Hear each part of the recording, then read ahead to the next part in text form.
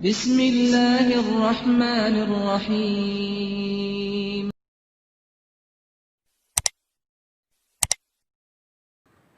Assalamualaikum Ustaz, waalaikumsalam. Semoga Ustaz dalam lindungan Allah, amin ya rabbal alamin. Saya mau bertanya Ustaz, sudah 4 tahun belakangan ini saya mempunyai penyakit anxiety disorder. Saya selalu merasa takut akan kematian dan saya merasa seperti mempunyai penyakit berat. Selama ini saya dibantu dengan obat antidepresi dari psikiater. Saya menjadi malas-malasan dan tidak produktif untuk menafkahi anak istri saya, Ustaz. Bagaimana saya harus menjalani hidup saya supaya tetap di jalan Allah, Ustadz? Saya merasa futur karena penyakit ini. Ingin melawan untuk beribadah tapi berat. Dan saya merasa tetap ada beban jika tidak melaksanakannya. Jazakallahu khairan. Ya, terima kasih atas pertanyaannya. Justru kalau takut mati semangat ibadah dong hadirin. Bukan jadi malas ibadah. Intinya jamaah sekalian, semua yang overdosis itu nggak bagus. Semua yang overdosis nggak bagus. Takut itu penting, tapi kalau overdosis itu bermasalah. Makanya kan konsep Islam adalah balancing antara takut dan harap. Di satu sisi kita harus punya harapan, dan di satu sisi kita harus takut. Dan kunci semua itu adalah ilmu. Kunci keseimbangan semua tentang ilmu.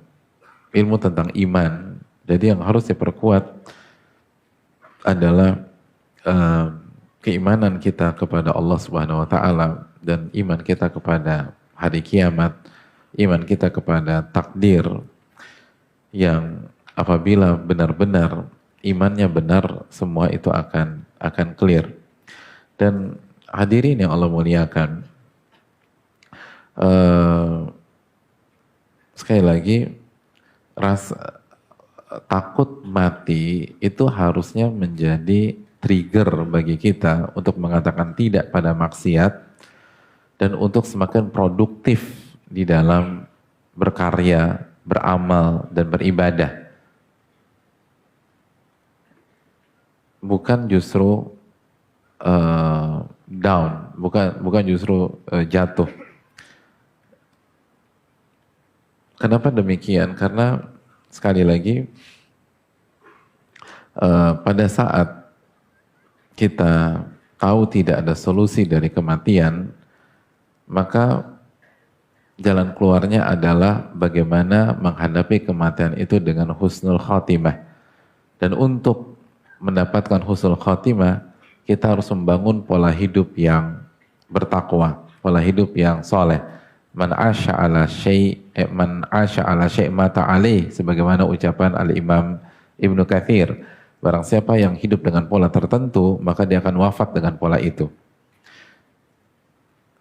Jadi kalau kita tahu kita nggak bisa menghindar dari kematian, maka satu-satunya solusi adalah bagaimana menghadapi kematian dengan husnul khatimah. Dan menghadapi kematian dengan husnul khatimah dengan membangun pola yang bertakwa. Itu yang harus dibangun. Dan yang kedua, sekali lagi nggak ada yang bisa menenangkan kecuali apa yang kita sampaikan di kajian ini. Jadi saran saya diamalkan tentang kita selalu belajar, lalu iman kita harus dikuatkan, lalu jujur sama Allah, lalu zikrullah itu jelas deh hadirin. Zikrullah itu jelas, mengingat Allah dengan doa, dengan berzikir, dengan membaca Al-Quran, lalu dengan hati kita, itu harga mati. Ini masalah salah satunya karena kita nggak kuat dalam berzikir kepada Allah Subhanahu wa taala. Kalau hari-hari kita isi dengan zikrullah, maka insya Allah akan ada perubahan yang sangat signifikan dalam kehidupan kita.